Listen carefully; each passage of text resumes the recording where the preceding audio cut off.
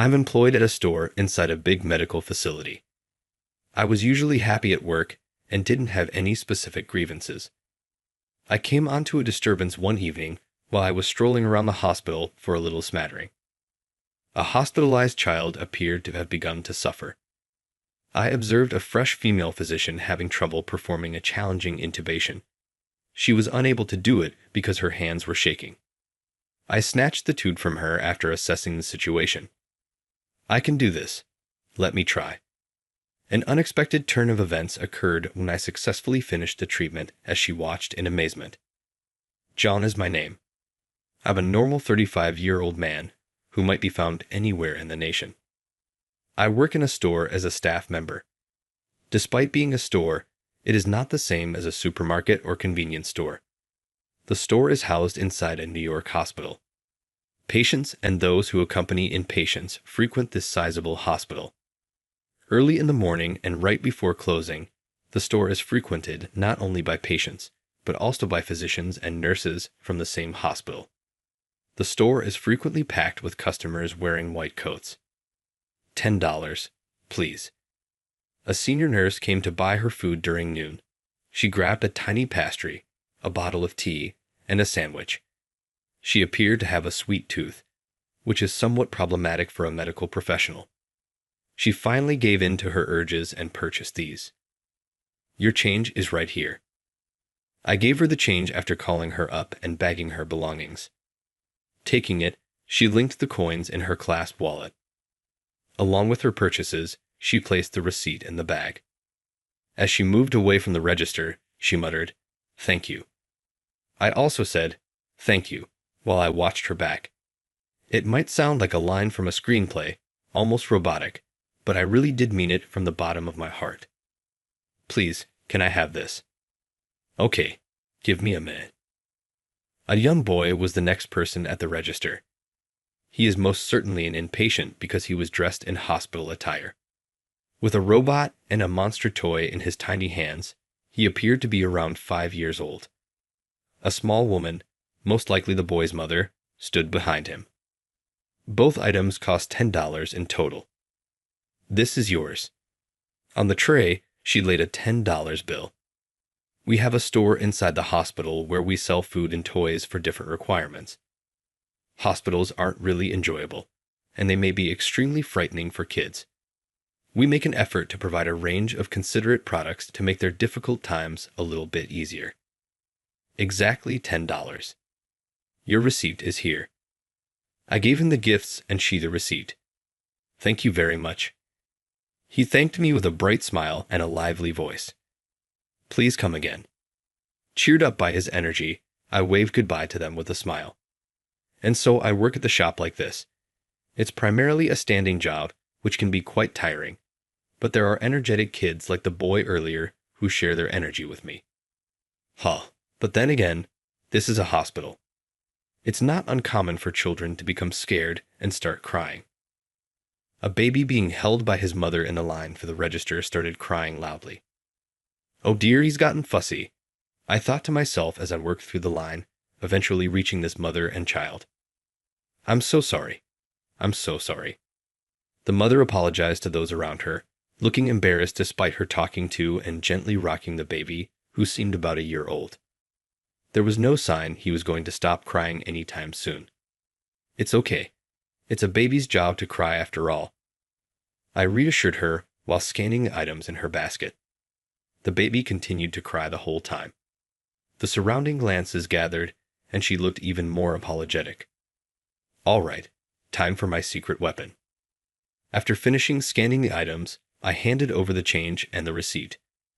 Right after that, I pulled out a pinwheel from under the counter. It was a pinwheel made of plastic film attached to a handle. Look, it goes round and round. I spun the pinwheel in front of the crying baby. Sniffling, he looked at it curiously. On his arm, I noticed a hospital band with the hospital's name, the room number, and the name Michael Brown. It seems he's one of the kids admitted here. Round and round, round and round. As I kept blowing on it to make it spin, he became interested in the pinwheel. His face lit up with a smile, a stark contrast to his earlier crying, and he reached out his hands towards it, giggling. "This one's on the house. Here you go." "Thank you so much. I'm so sorry." After I gave the pinwheel as a gift, she expressed her gratitude with a shrinking demeanor. It's rare these days to meet someone so humble. I sent them off with a smile, impressed and glad that didn't escalate. The line at the register ended with that family. Another staff member was taking care of restocking. It looked like I could take a breather for now. Just then, a woman rushed up to me. I thought she wanted to pay, but she didn't seem to be holding any items. That was amazing. He stopped crying so quickly. She's a doctor from this hospital, wearing a blue scrub topped with a white coat. She had a red name tag hanging around her neck. I remember she's the new doctor who recently joined. I'm a doctor, but kids get scared of me. They start crying, saying, "Mule, scary face." She laughed, scratching her cheek. Despite her lovely smile, there's nothing particularly frightening about her. She's probably just so focused on her work as a doctor that her face stiffens up on the spot. That must be tough. Glancing at her name tag, I saw emergency medicine written on it. I see working in emergency medicine means dealing with a wide range of ages, from adults to children. She might also struggle with issues like she mentioned. I'm not exactly a favorite among children. Without little tricks like them, I'd be at a loss. Saying this, I pulled out a plastic bag from under the counter to show her. Inside, there were several pinwheels, paper-made toys, and candies. All of these are intended for situations like the one earlier. That's not true at all, she said, shaking her head and denying my words. You're always loved by everyone, kids and elders alike. As a cashier in the store, her eyes sparkled as she looked straight at me. The intensity was overwhelming, and I couldn't help but feel taken aback. Really? You think so? Yes, absolutely. The nurses say they find your service comforting. I'm envious of that skill, she said with a slight laugh. Then, with a graceful motion, she picked up a ham sandwich and a can of coffee near the register and placed them on the counter. Could you please check these out for me? Feeling awkward about being praised for my customer service, which I hadn't given much thought to, I went ahead and processed her purchase as usual. I made a point of sticking to my routine while handling her transaction. It felt like I was being audited. Feeling oddly tense, I bagged her items and handed them over. She smiled again, expressing her gratitude. Thank you very much. As she was about to leave the register, flipping her lab coat, she stopped and turned back to me. Oh, right. My name is Olivia Smith. Let's have a chat again sometime. Sure, I'm John. After exchanging names, she waved contentedly and left the shop. Well, that's an interesting connection. I've already got someone special in my heart. I just hope this interaction with the beautiful doctor doesn't lead to any strange rumors. With that thought, I resumed my work as if to dismiss such arrogant notions. Since that day, Dr. Smith has made a point of greeting me every time she visits the shop. It's not unwelcome, and having a bit of non-work-related chat is a nice break. This had been the case for some time, but she engages with other customers in line, either initiating conversations or responding to them. No dessert today. That's right. It would be too much to have it every day. This was the veteran nurse who seems to have finally overcome her cravings. Dr. Smith gets along well with her too. Her communication skills are impressively high, making her fit into the workplace so well that it's hard to believe she's a newcomer. Thank you for always keeping it clean. Much appreciated. Not at all, doctor. You too. Hello. No classes at the university today. Hello. I have a late lecture today. She greets everyone with a smile, from the janitors cleaning the hallways to the university students working part-time in the shop. Hey, cut on the job. Don't get too carried away. One night, just as it was about to become a new day, I had some errands in the pediatric ward. As I walked down the hallway towards my destination, I noticed an unusual noise for the late hour. What's going on?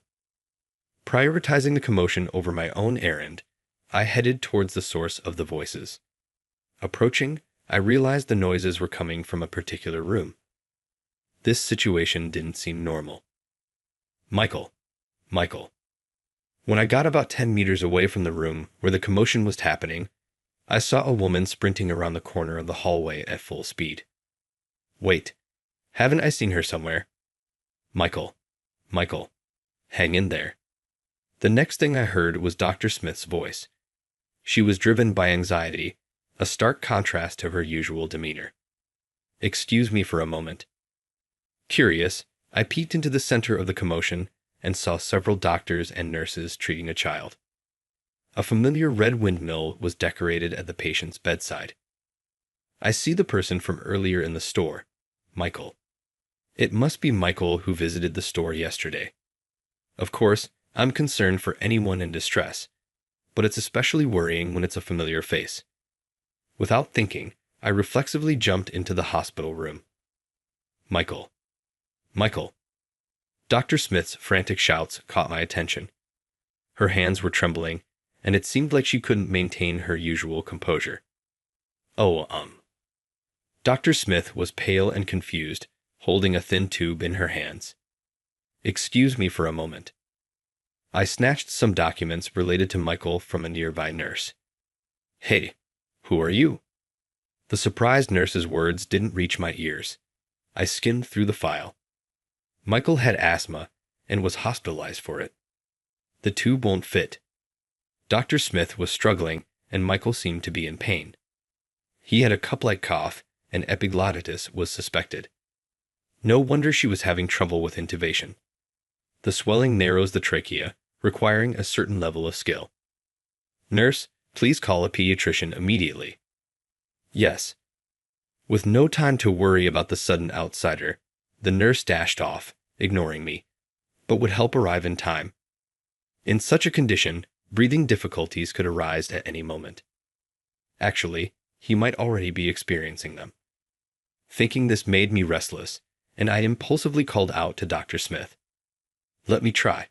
I can do it. Why are you here? She seemed not to have noticed my entrance, focused as she was on the situation at hand. Let me try. Even though you say that, John, you work in the store, right? Quickly, Michael is still suffering. Dr. Smith was even more confused by my words. Indeed, I work at the store. Well, no wonder she's confused. I have a medical license. I almost violently took the tube from Dr. Smith, who stood there frozen. Then I proceeded to insert it into the trachea of Michael, who was in distress. It was significantly swollen, indeed challenging. Without real field experience, it would be tough to manage. Well, John, you don't just stand there admiring. Get the medication and oxygen ready. After completing the intubation, I urgently directed her and the remaining nurses. I could feel their questioning glances, wondering who I was, but time was of the essence.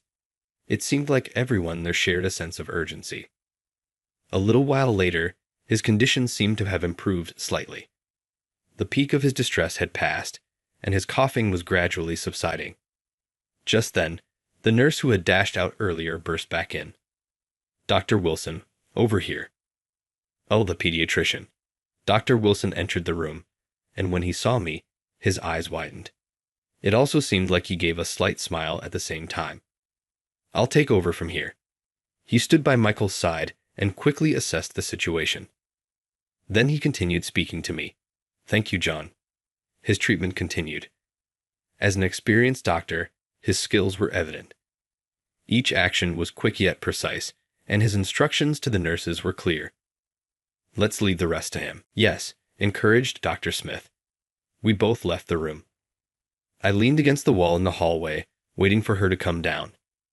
Though I intended to wait, she spoke sooner than I expected. Really, how pathetic I am. Tears welled up in her eyes, and her voice trembled. Intubation in that state is difficult. It's understandable for a novice doctor with little experience not to manage it. It's about gaining experience from situations like this and improving. No matter how much you study and train to become a doctor, the actual field can differ significantly from the ideal. I, too, have felt this starkly in the past. But I couldn't do anything for him as he suffered. That's what frustrates me. The tears that had been welling up fell. Every doctor has their specialty. Even Dr. Wilson, an expert in pediatrics, would probably find neurosurgery challenging, and I doubt he can perform heart transplants. So don't beat yourself up. It's about finding your strengths going forward. I intended to comfort her with these words, but she was still crying. That might be true, but it's still frustrating. I can always make children smile more. Can I save the suffering ones? Maybe I really can't do anything after all. I regretted my words a bit, yet in situations like this, what's needed isn't advice. It's words that affirm the person who is feeling down. That's not true, Dr. Smith. I deliberately addressed her with a title, Doctor, to protect her dignity as a doctor, because I thought she might otherwise become self-critical. Your instructions were precise. Sending someone to call Dr. Wilson was the right decision. It's fair to say that your judgment saved Michael. After I spoke those words, she wiped her tears with a handkerchief and whispered a quiet thank you. At the same time, she nodded repeatedly as if savoring my words. Then she asked me a question. John, you were actually a doctor, right? A life-saving one at that. To perform such a difficult procedure flawlessly. Having somewhat recovered, she now seemed interested in my story. With such impressive skills, why do you choose to hide them and work in the store?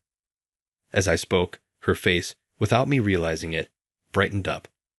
As usual, if I had to point out anything different, it would be that her eyes were bloodshot.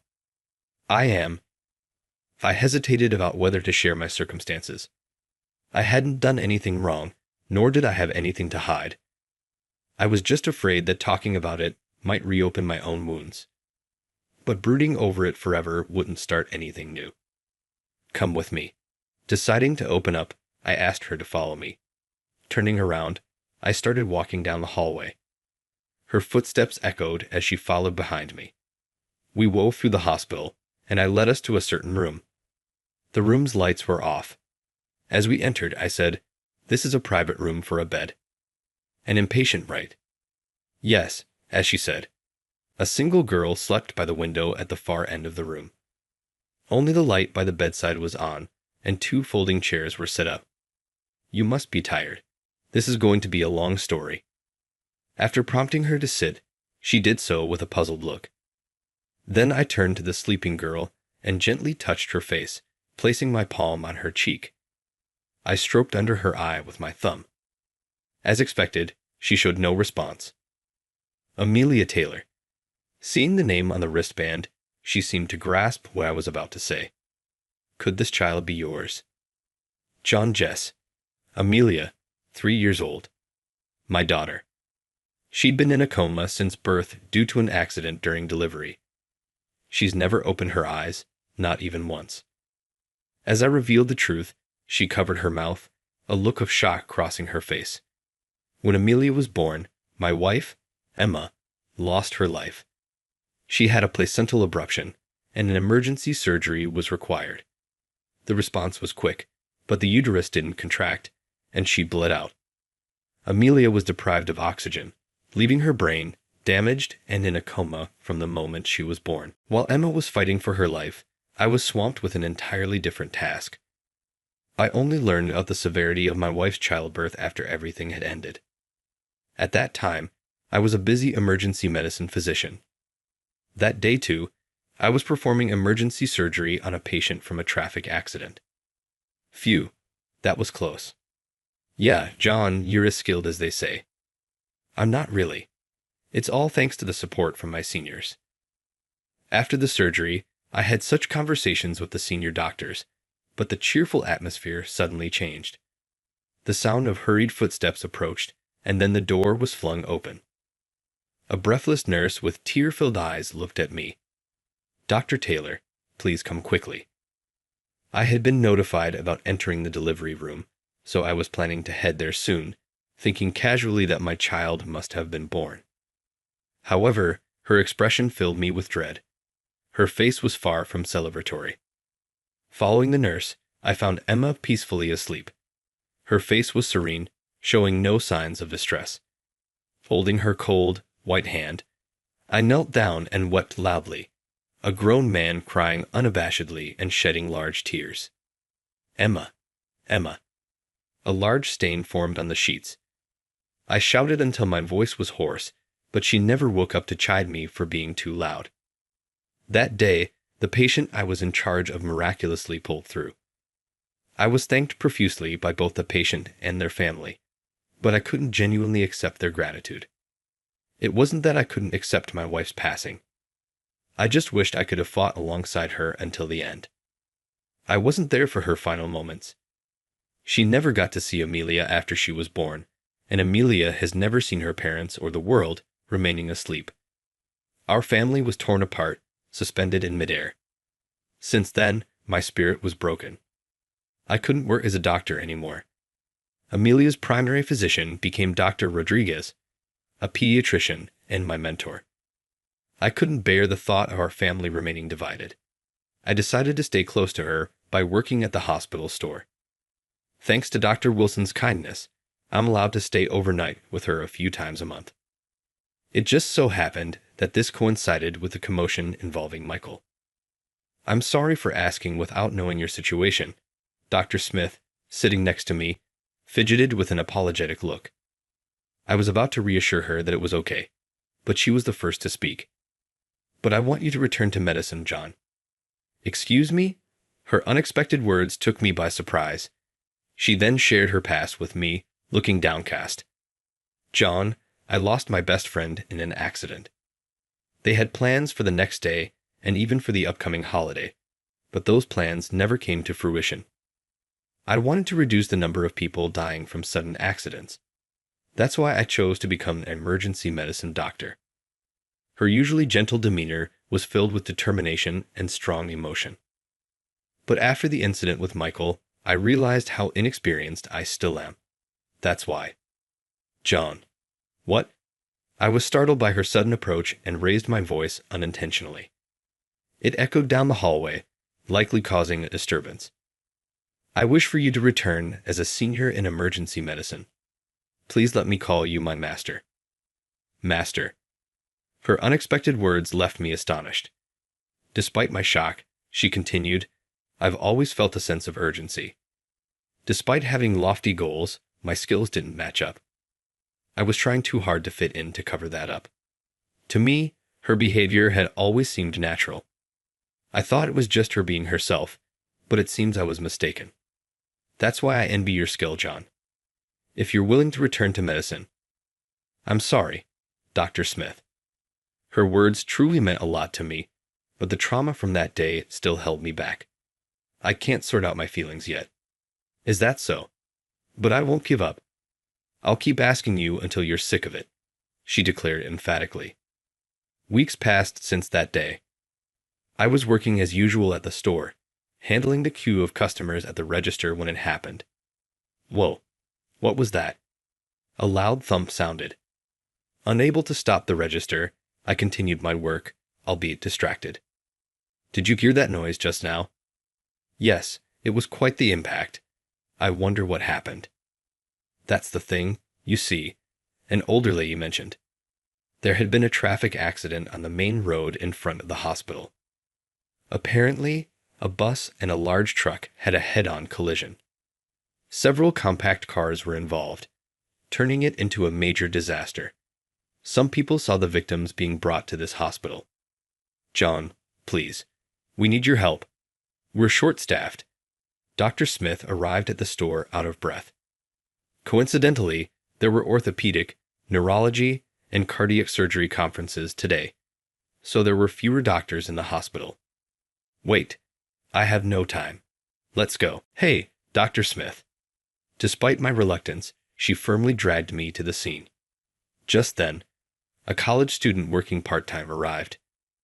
Hey, take over the register, please. While instructing him, Dr. Smith led me away without further resistance. People were being brought in one after another, and the hospital was reaching its bed capacity. It felt like a battlefield, and I was genuinely shaken. John, perfect timing. I need you for the next patient. Daniel, a fellow emergency medicine doctor I used to work with. He was surprised to see me for a moment, but quickly got back to his duties after relaying what was needed. Instructions were thrown at me before I could even prepare myself. There was no time for second thoughts. My body moved on its own. In such circumstances, the patient brought in was a young pregnant woman. Her belly was significantly swollen, and a man was calling her name from a distance. This must be some kind of trial. Needless to say, the patient assigned to me was the pregnant woman. She had a laceration on her right arm from glass shards and seemed to have a fracture. Worst of all, there were signs of a severe blow to her abdomen. Immediate treatment and a C-section were needed to save both the mother and the child. Damn, why am I remembering this now? Emma's face flashed through my mind. Bound by that vision, I involuntarily stopped my emergency treatment. John, Dr. Smith, who had come to assist, snapped me out of it. Shaking off the distracting thoughts, I focused on treating the patient. I regained my composure and gave instructions to the nurses. We need to treat the arm and perform a C-section simultaneously. Get the obstetrician here. Yes, cries, groans, and shouts filled the air in the waiting area. Amidst all that, I found myself in an oddly quiet operating room, beginning to suture the pregnant woman's arm wound. It was a surgery where every second counted, a moment of intense urgency. My hands trembled with a familiar kind of anxiety I hadn't felt in a while, but I had no choice but to do what I could. Reassuring myself, I managed to make the final stitch. The bleeding stopped as the wound closed. The fracture seemed like it could be fixed with manual reduction. Relieved, I wiped the sweat from my forehead, and almost simultaneously, I heard a baby's first cry nearby. "The baby is born safely," the obstetrician announced. In the operating room, we burst into a collective relief. The patient's vital signs stabilized. Thank goodness.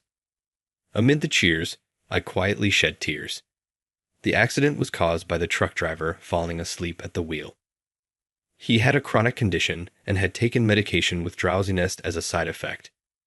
He's hospitalized in a local hospital now, receiving treatment. The pregnant woman I operated on is also on her way to recovery. Her baby was in the ICU, but was soon moved back to a regular ward. Though her dominant arm is broken, making childcare challenging, her husband seems kind, which is reassuring for now. While walking down the hallway with these thoughts, I happened to run into that family. The husband was holding the baby with his wife beside him.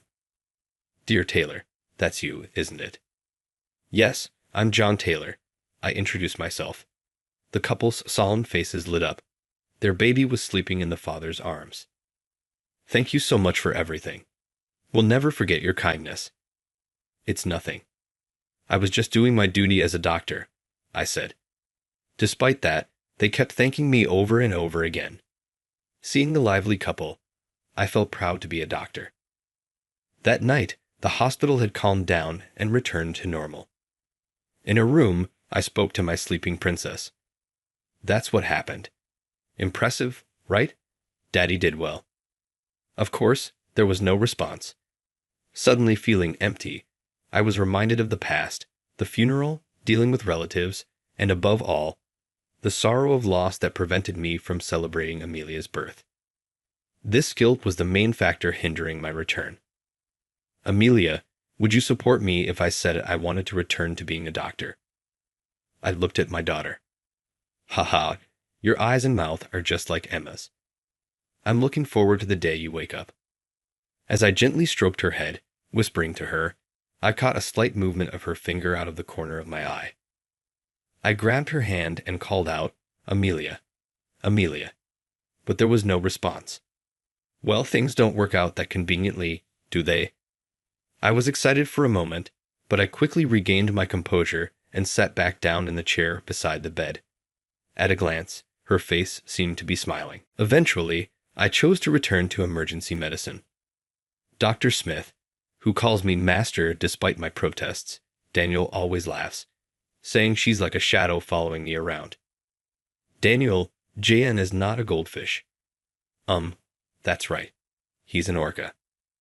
Despite the collective virals, Dr. Smith doesn't seem to mind my working hours, and shifts are flexible due to Amelia, which I'm grateful for, but also feel guilty about. I intend to do my best with what I can. It seems like Amelia's hand movements have been increasing. Perhaps as I take steps forward, she is following suit. She can't walk or talk yet, but I always dream of going home with her someday. Recovery from despair takes time. How long it takes depends on the individual's mental state. Perhaps I've taken quite some time. For about 3 years, I had averted my eyes from my profession as a doctor, but I have recovered now. For Amelia's sake, I can't stay stagnant forever. What's lost won't return, but memories live on in the heart. Cherishing them, I vow to look forward with hope, remembering my wife's smile. That was my pledge.